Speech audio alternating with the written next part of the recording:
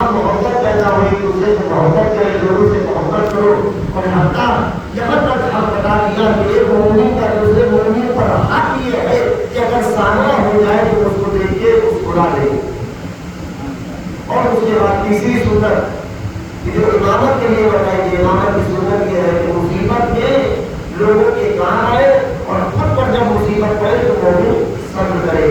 اگر مصیبت میں مومن صبر کرے تبھی مومن ہے، اور اگر زبان پر شکوہ آ جائے تو پھر وہ مومن نہیں ہو سکتا، وہ آدمی انسان ہو سکتا ہے. مومن ہونے کے لیے صبر کا دامن ہاتھ میں ہونا ضروری ہے. تو امام کی اس حدیث سے اور تین سنتوں سے پتہ چلا کہ خدا کی سنت، نبی کی سنت اور امام کی سنت کے اوپر عمل کرنے والے کو مومن کہا جاتا ہے، وہی انسان مکمل مومن ہو جاتا ہے.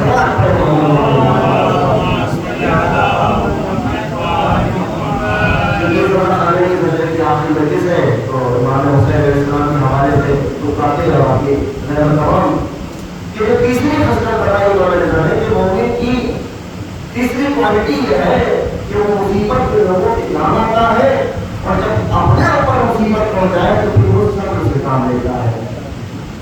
امام حسین علیہ السلام کی حیات طیبہ جب آپ پڑھیں گے تو آپ کو مل جائے گا کہ جب تک آپ مدینہ منورہ میں رہے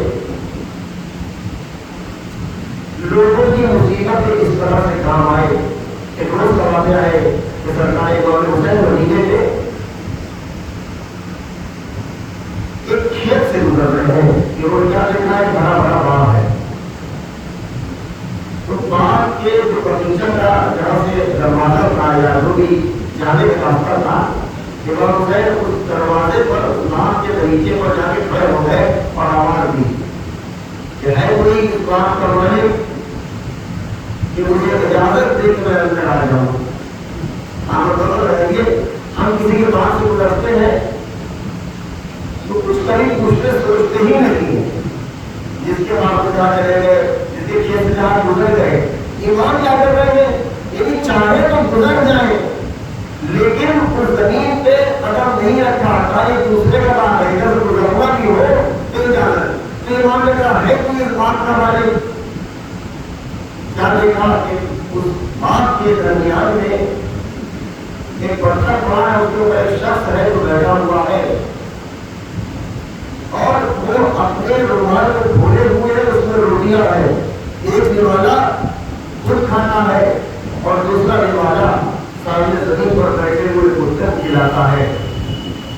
امام حسین نے جب بندر دیکھا آواز دی ہے تو اس بات کا مالک، اس نے مجھ کے دیکھا کہا السلام علیکم جب رسول اللہ.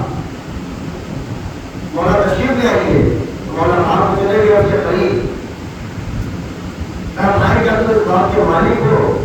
کہا نہیں کرتا، ہم تو خود ہی یہاں آئیہ کما لیے ہیں، ہم مالک نہیں ہیں. دیکھتے ہیں پیسے کماتے ہیں روزی، اس کے مالک ہو اس سے فائدہ پہنچ جاتے ہیں. کہا یہ کر کیا رہے ہو؟ امام حسین نے اس سے پوچھا آپ مجھے آنا کیا کر رہے ہو؟ میں دیکھتا ہوں کہ ایک لقمہ تم کھاتے ہو اور ایک دوسرا بھی والا کتے کو کھلاتے ہو. اس کے ہاتھوں جوڑا تھا. بولا ہم نے رسول سے سنا ہے کہ لوگوں کو خوش کرو، لوگوں سے محبت کرو، لوگوں سے الفت کرو. اب ہم غریب آدمی، ہمارے پاس اتنا پیسہ تو ہے نہیں کہ ہم کسی کو خوش کر سکے. تو آج جیسے کھانے بیٹھے تو کھانے نے کتا آ گیا تو ہم نے سوچا کہ ہم غریب آدمی کس کو کہاں سے پیسے خوش کریں، ہمارے کتے کو خوش کر دیں تو ہم اس کو ایک والا کھلاتے ہیں، خود کھاتے ہیں. شاید پروردگار میں اس عمل سے راضی ہو جائے کہ یہ کتا بھی ہم لوگ بڑا ہے. مولا حسین مسکرائے کہا حسن تم اتنی اچھی بات ہے کہ تم یہ نہیں سن رہے ہو حسن میں کہتے بھائی کتا ہے تو لال مار دیا، بے وجہ کسی جانور کو مار دیا. نہیں، ہر چیز کا ایک حق ہے، کسی کو دیجا تکلیف نہ پہنچاؤ چاہے تو جانور ہی کیوں نہ ہو. مولا اتنا خوش ہوئے، ابھی اس سے گفتگو کر ہی رہے تھے، ایک مرتبہ اس باغ کا مالک اس باغ میں داخل ہوا.